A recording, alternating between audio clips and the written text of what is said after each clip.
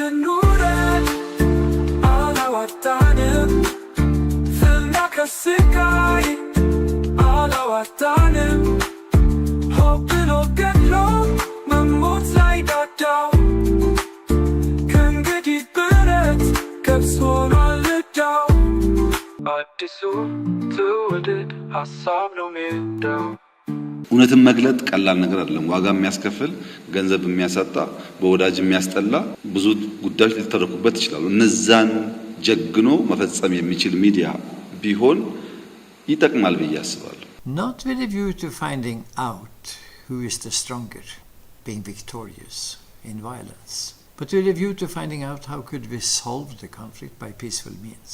ይህ ትንታኔ ሜዳ ነው።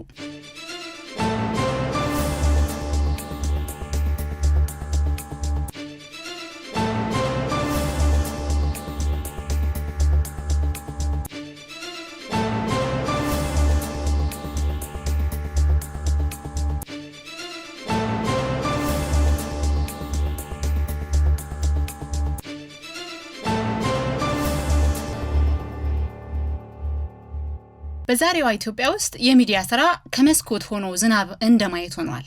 በቢሮ ውስጥ ቁጭ ብሎ በማህበራዊ ሚዲያ የሚንሸራሸሩ ወሬዎችን እየቃረሙ ሰበር ዜና ብሎ መጮህ የሙያው መገለጫ እየመሰለ መጥቷል። ነገር ግን እውነተኛ የሚዲያ ኃላፊነት ያዩትንና የሰሙትን ብቻ ሳይሆን በቦታው ተገኝቶ በማረጋገጥ እውነትን ለህዝብ የማቅረብ ኃላፊነት ነው።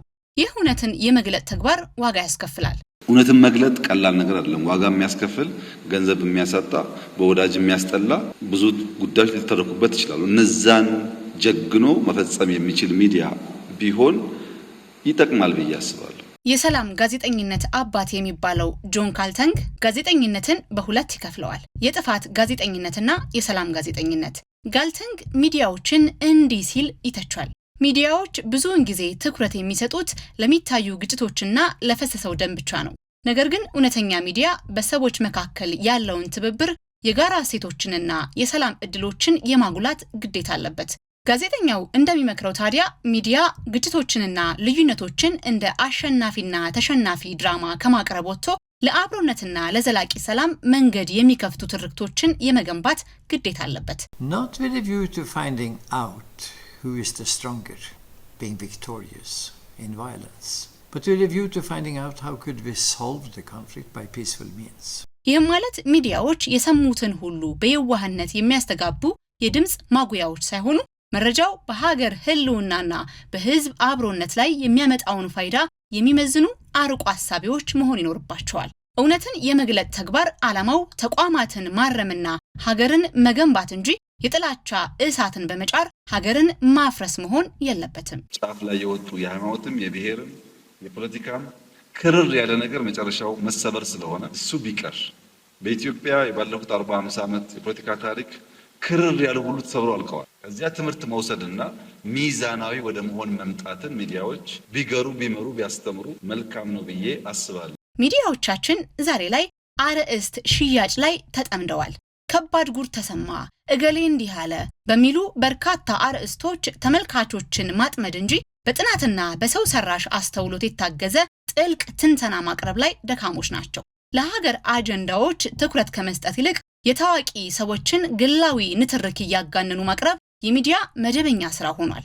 የሚዲያ ተቋማት ገዢ ትርክትን የሚያሰርጹ፣ ህብረ ብሔራዊ አንድነትን የሚያንጸባርቁና ሁለንተናዊ ብልጽግናን የሚያረጋግጡ ስራዎችን ማከናወን ይኖርባቸዋል። ኢትዮጵያ ውስጥ በቂ የሆነ አሜኬላ ተዘርቷል። ከበቂ በላይ ጥላቻን፣ መናናቅን፣ መከፋፈልን ሁሉም ለማኝ ሆኖ ሳለ አንዱ ከአንዱ እንደሚሻል አስመስሎ መሳልን በበቂ ተዘርቷል። ያን መድገም ምን ያደርግልናል? ያማ ተዘርቶ ማያዋጣ መሆኑ ስላወቅን እንዴት እናቅናው ላይ የሚሰሩ ሚዲያዎች ቢሆኑ የተሻለ ነው ብዬ አስባለሁ። ሚዲያ ሀገርን የማፍረስም የመገንባትም እድል አለው። ሚዲያ በኃላፊነት ስሜት ካልተመራ እንደ አንድ የጦር መሳሪያ አውዳሚ ሊሆን ይችላል።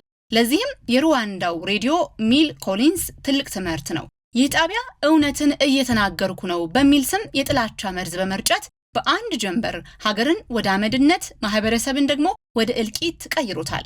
በ1994ቱ የሩዋንዳ የዘር ማጥፋት ወንጀል ወቅት ሰዎችን በረሮዎች እያለ በመጥራት ሰብአዊነታቸው እንዲገፈፍ አድርጓል። ገዳዮች የት መሄድ እንዳለባቸውና እነማንን መግደል እንዳለባቸው በአየር ላይ መመሪያ ያስተላልፍ ነበር። በአንድ ጀንበር ጎረቤት በጎረቤቱ ላይ ጓደኛ በጓደኛው ላይ እንዲነሳ የፕሮፓጋንዳ መርዝ ረጭቷል። ይህም የሚያሳየው የሚዲያ ባለሙያ የሰማውን ሁሉ እውነት ነው በሚል ብቻ ያለ ማጣሪያና ያለ ሀገራዊ ኃላፊነት ይፋ ማድረጉ የሚያስከትለውን መዘዝ ነው። በሌላ በኩል ደግሞ እንደ ቢቢሲ ያሉ ተቋማት የብሪታንያን አንድነትና ብሔራዊ ጥቅም ለማስጠበቅ የሚጫወቱት ሚና የሚደነቅ ነው።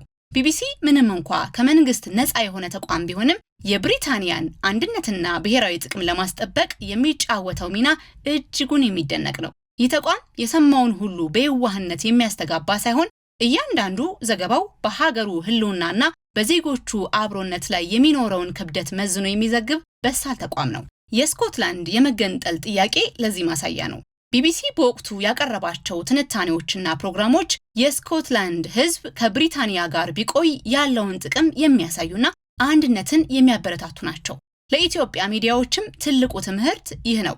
የጋራ ማንነት የሚገነቡ ቢሆኑ ለውይይት ለንግግር በር የከፈቱ ቢሆኑ ጥሩ ነው ብዬ አስባለሁ። ሀገራዊ ግቦች ላይ መቼም ናሽናል ኢንትረስት የሌለው ወይም በሃውስሆልድ ሌቭል የቤተሰብ ፍላጎት የሌለው አባወራ የለም።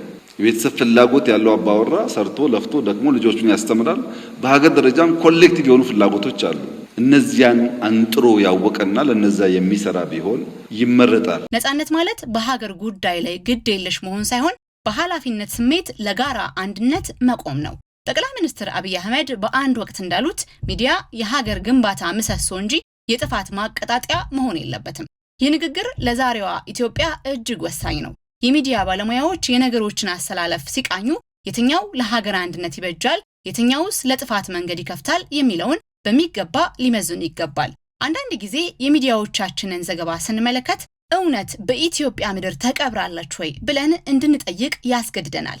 በአንድ በኩል የሚዲያ ነጻነትን ልክ እንደሌለው ፈረስ የሚጋልቡ፣ በሌላ በኩል ደግሞ አድርባይነትን እንደ ሙያ የያዙ ሰዎችን ስናይ የሙያው ውርደት ይሰማናል። በቦታው ተገኝቶ እውነትን ከማረጋገጥ ይልቅ በፌስቡክ አስተያየት ላይ ተመርኩዞ ትንታኔ መስጠት የዘመኑ ጋዜጠኝነት ሆኗል። ገንዘብ ቢያሳጣና ወዳጅ ቢያጋጭም የሚለው መርህ በዛሬዎቹ ሚዲያዎች ዘንድ ተቀባይነት ያለው አይመስልም። ብዙዎቹ የሚዲያ ተቋማት ለሆዳቸውና ለከፋዮቻቸው ፍላጎት ሲሉ እውነትን ቆንጥጠው ይይዛሉ። እውነትን መናገር ግን እንደ መራራ መድኃኒት ነው።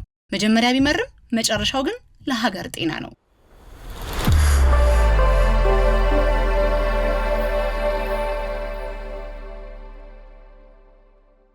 ዓለም ወደ ዲጂታል አብዮት ተሸጋግራለች። ሚዲያዎቻችን በሰው ሰራሽ አስተውሎት የታገዘ ጥልቅ ምርምርና ትንታኔ ማቅረብ ይኖርባቸዋል። ቴክኖሎጂን በመጠቀም ሐሰተኛ መረጃዎችን መለየትና እውነተኛውን ትርክት ለህዝብ ማድረስ የሚዲያ ዋና ተግባር ነው። ኢትዮጵያ ዛሬ ላይ ያለችበት ነባራዊ ሁኔታ የሚዲያዎችን ከፍተኛ ጥንቃቄ ይፈልጋል። ልዩነቶችን የሚያሰፉ ሳይሆን የሚያቀራርቡ ትርክቶች ያስፈልጉናል። ህብረ ብሔራዊ አንድነት ማለት ሁሉም ብሔር ብሔረሰቦች በኢትዮጵያዊነት ጥላ ስር እኩል የሚታዩበት፣ የሚከበሩበትና ድምጻቸው የሚሰማበት ስርዓት ነው።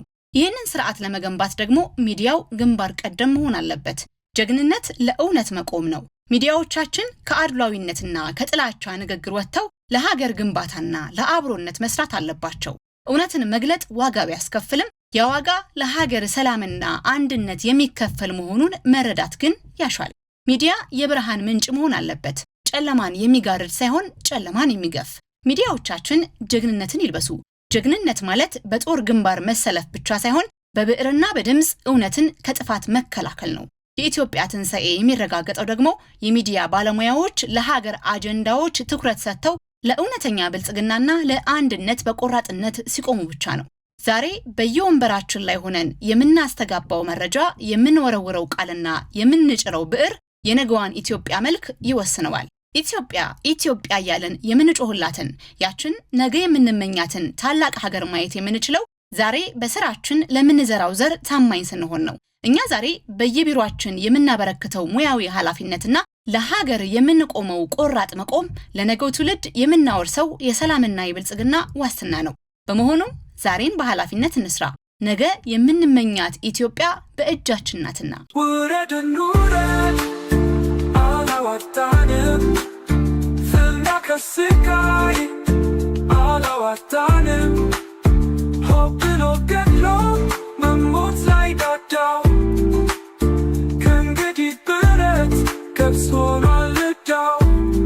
አዲሱ ትውልድ ሀሳብ ነው ሜዳው